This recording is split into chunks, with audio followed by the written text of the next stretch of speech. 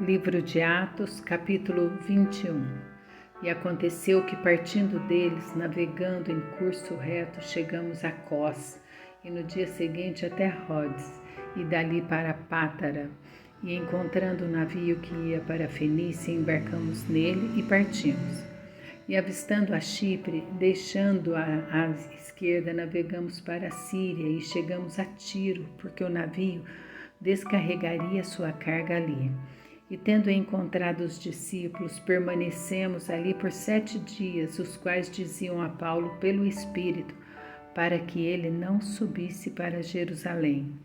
E havendo passado ali aqueles dias, saímos e seguimos nosso caminho, e todos eles nos acompanharam com esposas e filhos, até estarmos fora da cidade, e tendo nos ajoelhado na praia, oramos. E despedindo-nos uns dos outros, subimos ao navio, e eles retornaram para casa novamente. E quando finalizamos o nosso percurso deste Tiro, viemos a Ptolemaida, e saudando os irmãos, permanecemos um dia com eles. E no dia seguinte nós estávamos na companhia de Paulo, partimos e chegamos a Cesareia. E entrando na casa de Filipe, o evangelista, que era um dos 7, permanecemos com ele. E este mesmo homem tinha 4 filhas virgens que profetizavam. E demorando-nos ali por muitos dias, desceu da Judéia um certo profeta por nome Ágabo, e vindo ter conosco, tomando o cinto de Paulo e amarrando as suas próprias mãos e pés, disse: Isto diz o Espírito Santo, o homem ao qual pertence este cinto, assim será amarrado em Jerusalém pelos judeus e será entregue nas mãos dos gentios. E quando ouvimos estas coisas, tanto nós quanto os do lugar, rogamos-lhes que não subisse para Jerusalém. Então Paulo respondeu: Por que chorais e quebrantais o meu coração? Porque eu estou pronto não somente para ser preso, mas também para morrer em Jerusalém pelo nome do Senhor Jesus. E como não podíamos persuadi-lo, nos aquietamos dizendo: A vontade do Senhor seja feita. E depois destes dias, arrumamos nossas bagagens e subimos para Jerusalém. E foram também conosco certos discípulos de Cesareia, levando consigo um certo Minasson de Chipre, discípulo antigo, com o qual ficaríamos hospedados. E chegando a Jerusalém, os irmãos nos receberam de boa vontade. E no dia seguinte, Paulo foi conosco até Tiago, e todos os anciãos estavam presentes. E tendo-o saudado, declarou-lhes particularmente as coisas que Deus fizera entre os gentios por seu ministério. E ouvindo-os, eles glorificaram ao Senhor e disseram-lhes: Vês, irmãos, os milhares de judeus que têm crido, e todos são zelosos da lei. E eles foram informados acerca de ti, que tu ensinas todos os judeus que estão entre os gentios para abandonarem Moisés, dizendo que eles não devem circuncidar seus filhos, nem andar segundo nossos costumes. Que faremos, pois? A multidão necessita reunir-se, porque eles ouviram que tu chegaste. Faze, pois, isto que te dizemos. Nós temos 4 homens que têm um voto sobre eles.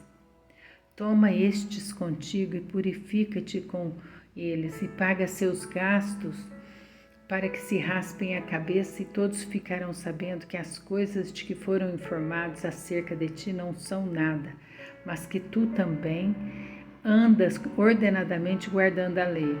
Mas quanto aos que creram dentre os gentios, nós escrevemos e concluímos que eles não observem tal coisa, mas que só se guardem das coisas oferecidas aos ídolos e do sangue, e do estrangulado e da fornicação. Então Paulo, tomando os homens, no dia seguinte se purificou com eles e entrava no templo para informar do cumprimento dos dias da purificação, até que foi oferecida a oferta por cada um deles. Quando os 7 dias estavam para se cumprir, os judeus que eram da Ásia, vendo-o no templo, alvoroçaram todas as pessoas e lançaram mão dele, gritando: Homens de Israel, socorro! Este é o homem que por todas as partes ensina a todos os homens contra o povo, a lei e este lugar. E além disso, trouxe os gregos para dentro do templo e profanou este santo lugar, porque tinham visto com ele na cidade a Trófimo, um efésio, supondo que Paulo o tivesse conduzido para dentro do templo.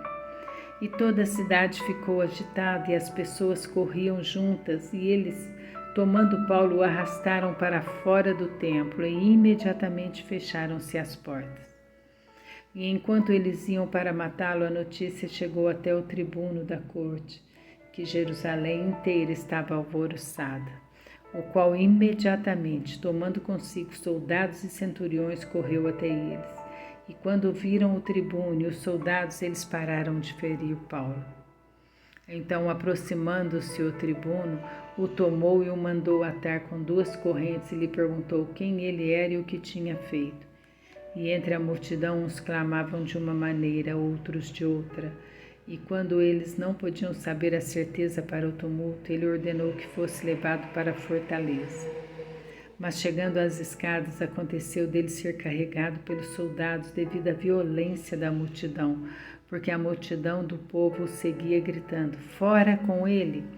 E quando iam conduzido Paulo para a fortaleza, ele disse ao tribuno, eu posso falar contigo?